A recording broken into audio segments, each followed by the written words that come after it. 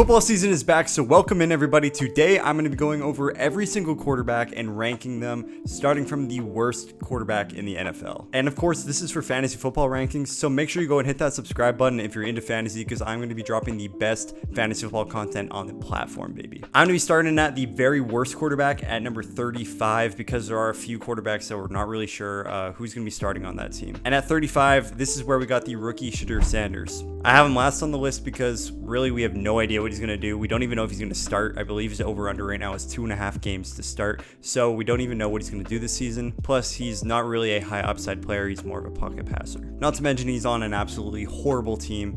There's a couple of good, solid receivers, but other than that, this is a team that we're not really looking forward to watching. At 34, we got the other quarterback in the room who we're slightly more excited about, and that's Joe Flacco, mostly because he'll actually be able to give David Njoku more of those targets, and we could see him be a viable tight end again, but still not super excited about him. At number 33, we got another rookie quarterback, and that is Jackson Dart. The Giants have a brutal schedule, and honestly, we don't know if he's going to start either. I believe he's probably going to start around week 4, but with Russ and Jameis in the room, we actually have no idea, and to be honest, he's just not a great fantasy asset at this point, especially with how he looks early on in the offseason. It's not so great, let's just say. At number 32, another rookie quarterback, and that is Jalen Milroe. Now, he's definitely not the starter. We know that Darnold will be the starter, but I would not be surprised if Darnold sucks that we see Milroe come in, especially just for a few games here and there, and with his rushing upside, he deserves to be on this list. At number 31, we have Daniel Jones, another guy who we don't know if he's going to start. Of course, no one's excited about Daniel Jones, but he can pass the ball a little bit better than Anthony Richardson, except for on the deep ball. And with the weapons that he has there, with Tyler Warren being added to the room, honestly, he's not the worst option if you need a really late round guy. But he's still at 31. He's not exciting at all, and I probably won't draft him at all. At number 30, we got his counterpart, which is Anthony Richardson. He obviously has that higher rushing floor,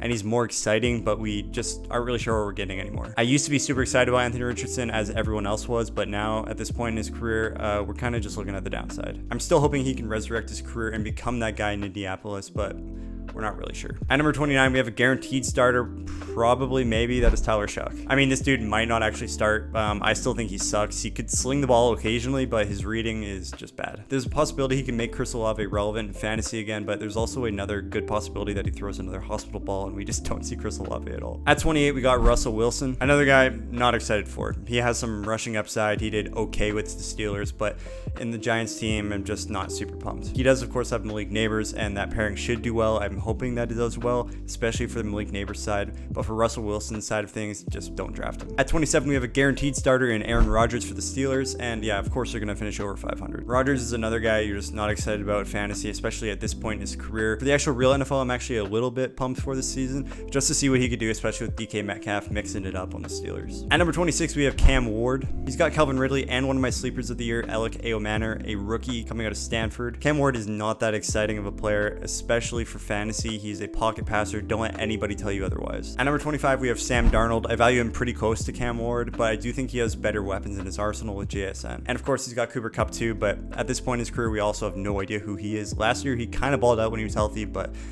I don't know. With the team change, we'll see. Heading into our QB2s, now we have 24, Geno Smith. I think Geno Smith could actually do way better than quarterback 24, but his downside is too big to have him higher on the list, so I just slotted him in here. With Bowers and Jacoby Myers and rookies like Jack Besh, I think that he could have a great season, especially passing the ball off to Genty as well, but he's kind of a wild card, and he's not a guy that you're like super excited for in fantasy. At 23, we have Tua Tagovailoa. Man, that name's hard to say. Of course, good weapons, great offense when it clicks, but when it doesn't click, it is absolutely terrible. He's also another concussion away from not playing football again. I'm okay with you drafting Tua. He's just not that exciting either, and he really does not have much rushing upside, especially with where his head's at. I mean, literally. At 22, we have Michael Penix. The dude balled out at the end of the last season. I'm excited to see what he can do with Drake London, and as well as in the check down game with Bijan Robinson. But in terms of fantasy upside, I think it is limited. He throws a pretty nice spiral, and he could potentially click with this offense, but he still is very limited, especially in his rushing. He's more of a scrambler when he needs to, but doesn't really do a ton of it. At number 21, we have another guy like that. It's Trevor Lawrence. Obviously, he has Travis Hunter. We have no idea what Travis is going to do this year, and we have no idea how he's going to be used either, but I think Trevor Lawrence could level up a little bit, but at the end of the day, I still think that he is going to be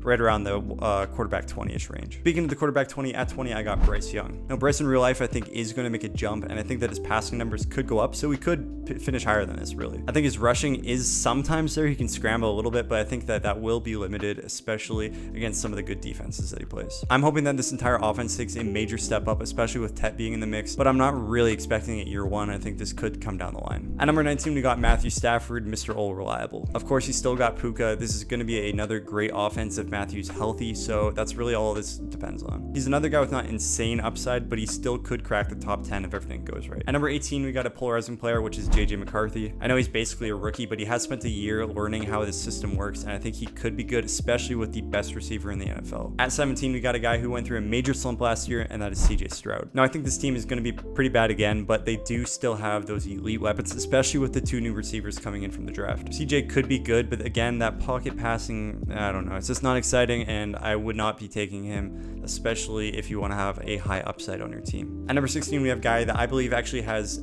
better potential to finish way higher, and that is Jordan Love. Jordan Love, we see some of that rushing capability as well. He's just a great passer, and this offense just added a great weapon with Matthew Golden. Now, I'm not huge on Matthew Golden, especially in fantasy football, but I do think he adds a dynamic to this offense that could make Jordan Love better. I don't hate taking Jordan Love, especially at ADP. If you want him, go get him. He's a pretty solid late round quarterback. At number 15, we got Caleb Williams. I think that Rome Odunze takes a big step up this year, which could help the offense, especially with Colston Loveland as well being added to the mix as Luther Burden. I think this entire receiving core is pretty solid, and I think they're all going to actually do pretty well, but it will be spread out, so I'm not really taking any of these weapons. But Caleb Williams, I'm fine with taking him. He's probably going to go higher than I really want, so I might not get much of him, but he's going to be probably pretty solid, and I'm just hoping that he takes that next step. At number 14, we got Justin Herbert. Now, Justin Herbert has some of the best upside, in my opinion, in terms of actual just skill and capabilities, but again, his offense is his limiting factor. They want to run the ball a lot, so you might not see a ton of volume through the air. That's why I have him at number 14, but he could easily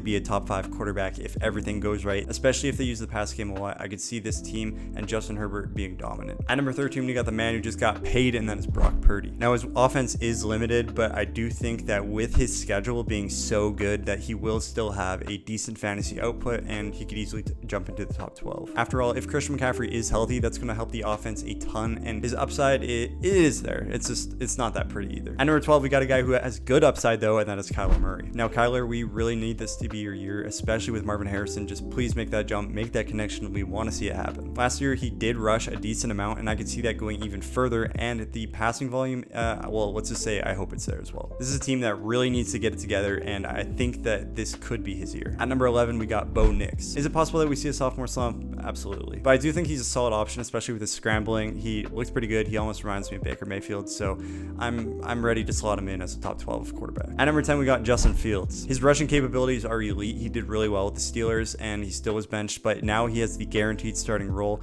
and even though he got hurt and it was a little scary at the beginning, I do think that he's still going to be easily a top 12 quarterback if he stays healthy through the season. He also has that connection with Garrett Wilson, so we could see that utilized and see his fantasy output be even more. He could even go into the top 3. Who knows? At number 9, we got Patrick Mahomes. We're all tired of hearing his name, but these last few seasons, he really hasn't been that good. I think he's actually disappointed on his ADP every single season for the last few years, but this year he could potentially take a step up. He's got better weapons now, especially with Xavier Worthy, Rashee Rice hopefully being back and not being suspended for too long. Hollywood Brown is also back and is fully healthy this year, so I think that he has enough weapons to actually make it happen. At number 8, this one might be spicy, but I got Drake May. This dude is an absolute dog. His rushing capabilities are insane. They're kind of like Josh Allen, and he can also throw the ball. Now, he had no receivers last year, and he actually gets better ones this year with Stephon Diggs. It's still not great, but he also adds Kyle Williams.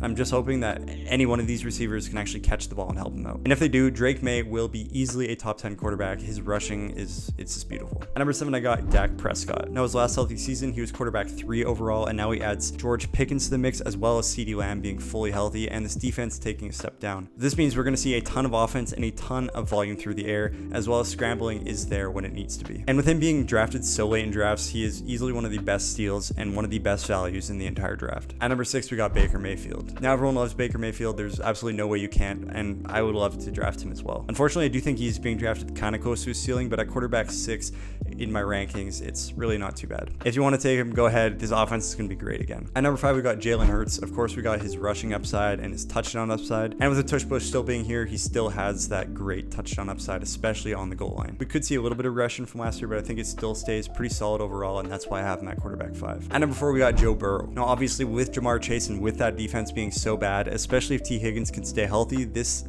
this Joe Burrow is going to be crazy. I really, really hope Joe Burrow and Ja'Marr Chase can stay healthy for the entire season, because if they do, this will be absolutely nuclear for fantasy and just electric when actually watching him play. And please, T. Higgins, stay healthy, man. I have way too much of you drafted. At number 3, we got Jayden Daniels. Could we see a sophomore slump from this team? Absolutely. They could be really good or really bad. I don't think there's much of an in between, but Jayden Daniels, I think, is going to still stay a top 3 quarterback. With his rushing upside, it's easily there. He could easily finish in the top 2 as well, maybe even the quarterback 1 if he takes another step up. With that rushing floor, I really don't blame anybody for drafting him, even at ADP. And at number 2, we got Lamar Jackson, one of the most electric players in all of the NFL, and in fantasy football, he's just dominant. Even with a not so great receiving core, he still does very well, and for fantasy football, it's just what you want. And of course, that means at number 1, we got Josh Allen. Everybody knows Josh Allen, everyone knows his game, and everyone knows that he's just a beast. He's easily my quarterback 1, and I think he will finish number 1 overall if he stays healthy. And that is all I got for you, so make sure you go down there and subscribe if you want to see more fantasy football content, and drop all your hate comments down below, especially you Dak haters. I know you're gonna hate. So thanks for watching, and I'll see you next time.